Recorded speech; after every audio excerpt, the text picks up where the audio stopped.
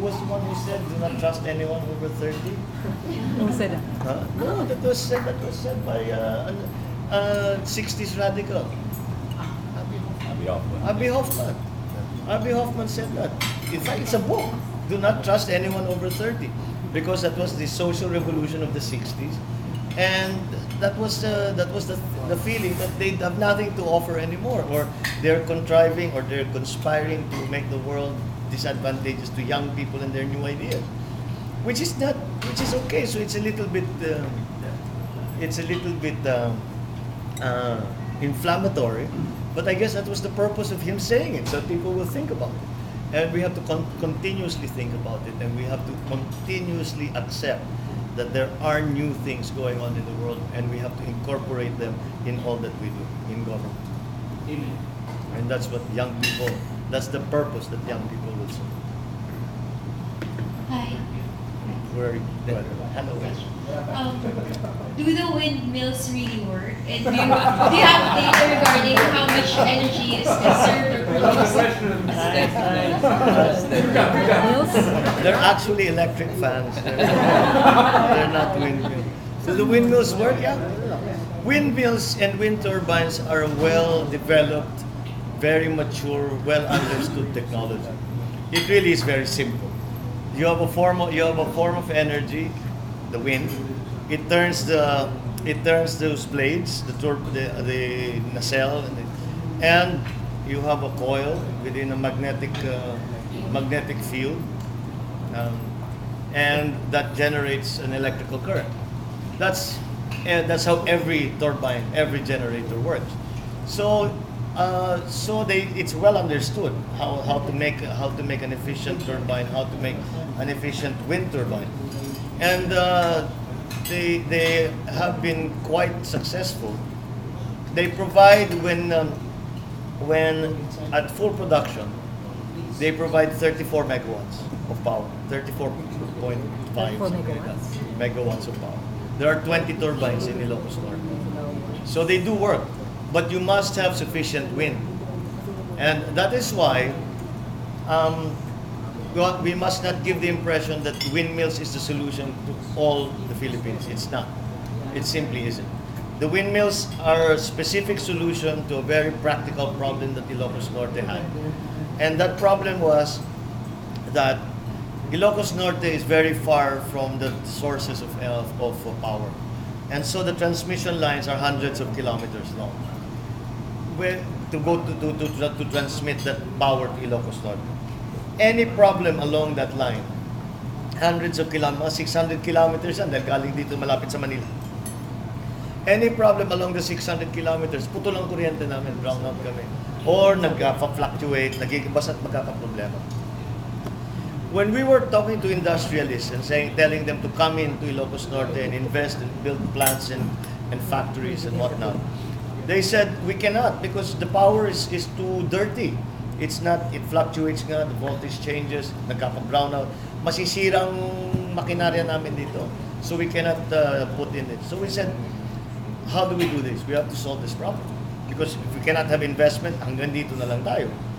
And so I remember that there was a proposal a few years before that to examine wind power. And we did. We studied it. At that time, I'm talking about 95, 96. At that time, wind power was not viable yet as a commercial enterprise. Or we couldn't find a way to make it pay. And I knew the government was not going to fund it. So we had to get a commercial entity to come and invest, bring in their own capital. But the only way to do that is to show that they will in fact get a return on their investment. So at that time, hindi kaya. Now, when we were trying to examine the problem, binalikan ko and I tried to look at the figures. The figures had changed because the technology had improved. They had a better understanding of how to harness the wind. And basically, the numbers got much, much better. And wind power then was much more acceptable than it had been before. You know, in the calculation of risk, when the income over 1 plus I is the interest rate. That's the risk. You can add that. Bumaba na yung risk. So it became viable.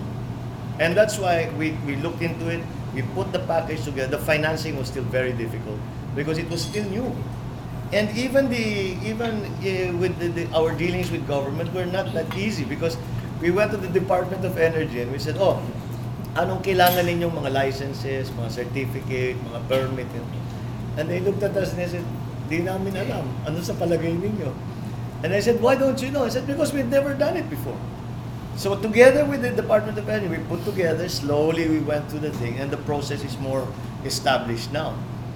But in any case, and we had a bit of a windfall because the actual ROI for our windmills originally was 22 years, 23 years, which is not bad for a power plant kasi talagang long-term investment.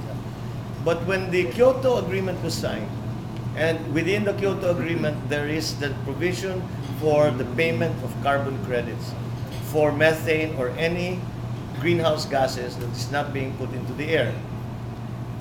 It is given a dollar value, and whoever is doing the operation so that like producing power without putting carbon into without carbon emissions, you get a carbon credit. Once that carbon credit came in, that 22, 23 years shrank immediately down to 12 to 14. So you can see that those initiatives work. They make a difference. Now our trouble was to find more wind turbines because everybody was buying wind turbines. The availability was limited, so the price started to go up, which is the opposite of what we were seeing. The price had begun to go down because there was a larger volume of production. So, but it started to go up kasi naging fashionable ang wind energy the last 2-3 years. In fact, I went to China because China has started to produce wind turbines. And I asked them if I could guarantee a supply of wind turbines. And we did. We got the supply. So then I put together another group. And just last month, all of the hitches for the continuing development of the windmills in Ilocos Norte have been solved. And they were bringing in more wind turbines. The Ilocos Norte, as I said, we are now producing 34 to 35 megawatts at full production. And the potential apparently in Ilocos Norte itself, just the province, is 250 megawatts. So if we are able to exploit that to its fullest, we will have close to 120, that kind of number of turbines, whereas now we have 20. Now, I keep stressing when I say that the production is 34 megawatts at full production. We are not always at full production. When we're in the summer, the windmills don't turn. There's no wind. So it's not. It is not the answer to everything. It is an additional help, but you still need to take care of your base load, the load that you need to satisfy the demand that you need to satisfy, even when you don't have wind, even when it's summer, even when it's typhoon. So the analysis is always net. Now, again, I'm not saying that windmills are the answer to every place in the Philippines, because most places, in fact, have very little wind. Have not enough wind, do not have enough wind to justify a windmill.